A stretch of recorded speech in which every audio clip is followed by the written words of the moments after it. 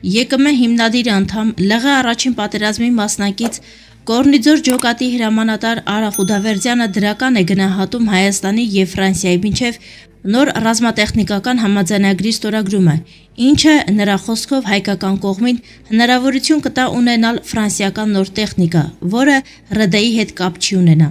Սրա առկայությունը մեզ համար այնքանով է դրական, որ մեզ թույլ կտա դիմակայել և ճնշել մեր հակառակորդին։ Սրանք առաջնային քայլեր են, որոնք հետագա զարգացումների խնդիր ունեն, ինչպես ասում են, մի ղուշը բերում է մեկ այլ ղշի, սա շարունակվող պրոցես կլինի, նկատում է նա։ Հարցադրմանը շեշտը հիմնականում դրվում է պաշտպանական զինատեսակներ ձեռք բերելու վրա։ Արդյոք առաջնային չէ նաև հարձակվողական բնույթի զենք զինամթերքի ձեռքբերումը։ Վերջինս արձագանքում է. որպես պատերազմի մասնակից հրամանատար կարող եմ ասել, որ պաշտպանողական յուրաքանչյուր զենք պահի թելադրանքով կարող է դառնալ նաև հարձակողական։ Անդրադառնալով նրան, որ կնքված համաձայնագրի կետերից մեկի համաձայն Ֆրանսիան Հայաստան կուղարկի ռազմական խորհրդական և հատուկ ստորաբաժանումներ կպատրաստի Հայաստանի Հանրապետության զինված ուժերի համար, Արա Խուդավերդյանն ասում է, որ սա ևս մեզ և մեր բանակին շատ բան կտա։ Որքան շատ գրագետ ռազմական կադրեր, տեխնիկայից գլուխ հանող, այնքան հաջողություններ ռազմական գործընթացում, առավել ևս պատերազմական։ Նա կարծում է, որ Հայաստանը այժմ ճիշտ ուղու վրա է, և դրա մասին են վկայում Մոսկվայից եկող վայնասուները։ Որպես հայոց անկախ պետականություն, մեր փոքրիկ քայլերն ենք անում, և ՌԴ-ն, ինչպես միշտ, վայ-վայ խառաշո, վույ-վույ պլոխո տարբերակն է կիրառում մեր դեմ։ Երբ մենք պառկած ենք իր ոտքերի տակ և ինքը ոտքը մաքրում է, էտը խառաշո, իսկ երբ մենք ենք խփում, ոտքը ջարդում ենք, որ վրեքներս ոտք չմաքրի, արդեն վույ-վույն ա, պլոխո էլի, ասում է նա։ Նրա համոզմամբ, դատելով ռուսական նենգ հովազային պահվածքից, որը ծառի վրա նստած սպասում է, որ զոհի հետևից հարձակվի և մագիլները մտցնի, ՌԴ-ից ամեն մի կանխատեսվող և չկանխատեսվող բան պետք է սպասել։ Ինչպես մոտորերս կուկլաների հաղորդաշարն էր, որ ամուլ եզին տարել էին և այդ կռնատով իր առաջնորդով հանդերձ կարողացան ևս մեկ անգամ վարկաբեկել հայոց պետականության անկախ դերակատարումը։ ՌԴ-ն իր բոլոր օգտագործած և փորձիր ևս տարբերակներով իր համար օգտագործվող տրյապկանները կհանի ջրի երես, որպեսզի աշխարհին ու համայն հայությանը ցույց տա իր երեսը։ Հայությունը արդեն մեջքով է շուռ եկել ՌԴ-ին։ Ժամանակ առ ժամանակ մենք պետք է իրենց ցույց տանք իրենց տեղը, անելիքները։ Վերադառնալով ստորագրված համաձայնագրին, Խուդավերդյանը ևս մեկ անգամ ընդգծում է. այն, ինչը խոսում է հայոց պետության և պետականության շահերից, Հայաստանի Հանրապետության իշխանությունների ձեռքով պետք է գնա դրանց։ Հայաստանը զաքս չի ընկել հապկի կամ մյուսների հետ և հուր հավիտյան դատապարտված չէ հապկյան գոզահոտին ու այդ տերություններին։ Հայաստանի Հանրապետությունը պետք է քայլի իր պետության շահերին համահունչ։ Ու ղալաթ են անում այն գերի ընկած հարսի կարգավիճակում գտնվող մարդիկ, ովքեր փորձում են որպես այս կամ այն երկրի ագենտուրա դատապարտել կամ բացասական կարծիքներ հայտնել պետականությունը ամրագրելու, պահելու գործընթացների շուրջ։ 1988 թվից երկրաշարժից տուն կորցրած շահառուներից մոտ 1000 ընտանիք 30 տարի ձգձգվելով միայն Նիկոլի գալուց հետո փոխհատուցում ստացան։ Որբանոցներում մեծացած երեխաների բնակարանային խնդիրները, որոնք չէին լուծվում ավելի քան 20 տարի, միայն Նիկոլի գալուց հետո փոխհատուցում ստացան։ 20 և ավելի տարի բանակում ծառայած սպաները,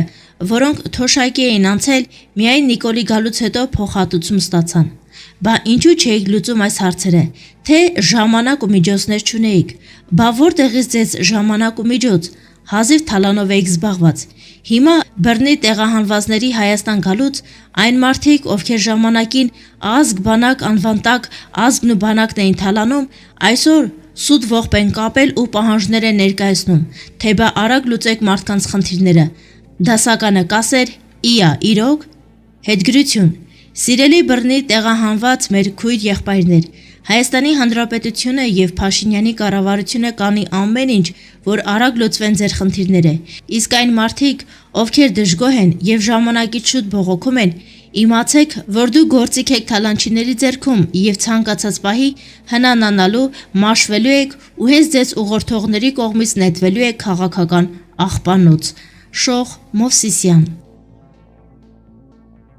Մեր տունը միշտ էլ քանդել է մաքսիմալիզմն ու անհարկի «մենք ենք, որ կանք» գլուխգովանությունը։ Եթե 1920 թվականի մայիսին չլիներ դաշնակ Լևոն Շանթի, որը գլխավորում էր ռուսական իշխանությունների հետ բանակցության մեկնած հայկական պատվիրակությունը, մաքսիմալիստական նկրտումները, օրվա իշխանության անհարկի գլուխգովանությունը, ուղղված թուրքերին, թե մենք կգրավենք մեզ պատկան բոլոր հողերը, բայց ձեր դիակների վրայով։ Ունենայինք մի փոքր դիվանագիտական ճկունություն, երևի թե կունենայինք լրիվ ուրիշ Հայաստան։ 1920 թվականի մայիսը մեր դիվանագիտության հավերժ խորտակման ամիսն էր։ Մայիս ամսին Մոսկվայում գտնվող Շանթը, հակադրվելով Ռուսաստանի արտգործժողկոմի տեղակալ Հայազգի Կարախանի հետ, որին էր հանձնարարված հայկական եւ թուրքական պատվիրակությունների ընդունումն ու բանակցությունների վարումը, եւ որի խոսքը անվերապահորեն ընդունելի էր Ռուսաստանի արտգործժողկոմ Չիչիրինի կողմից եւ Հայաստանի կառավարության շատ կոպիտ ու անպատասխանատու պատասխանը Թուրքիայի կառավարությանը, կանգնեցրեցին Հայաստանին լինել-չլինելու խնդրի առջև։ Լինում են պահեր, որ ես էլ եմ քննադատում վարչապետին դանդաղկոտության, կտրուկ գործողությունների չդիմելու, կտրուկ հայտարարություններ չանելու համար։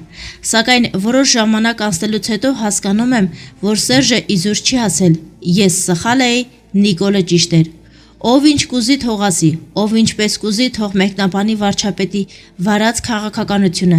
Նա միանշանակ ունի իր ուղղություն վերցրած վեկտորը եւ առանց էմոցիաների, առանց մաքսիմալիզմի, առանց ավելորդ ջարդեմ, փշրեմ, կոտրեմի գնում է այդ վեկտորի ետևից։ Տիգրան Սիմոնյան։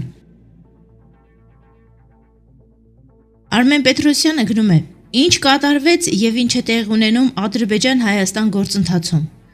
Առաջին, Ադրբեջանը օգտագործեց արևմտյան, բրյուսելյան, վաշինգտոնյան, եվրոպական քաղաքական համայնքի հարթակները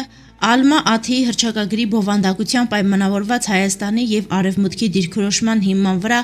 Արցախի հարցը լուծելու համար, ըստ էության խոստանալով հրաժարվել Հայաստանի նկատմամբ տարածքային եւ միջանցքային հավակնություններից։ Երկրորդ, զուգահեռաբար Ադրբեջանը կուլիսներում գործարքի գնաց Ռուսաստանի հետ, ստանալ Արցախը նոյեմբերի 9-ի եռակողմ հայտարարությամբ սահմանված ճարտարապետության պահպանման եւ դրա հիման վրա ապաշրջափակման գործընթացի դիմաց։ Երրորդ,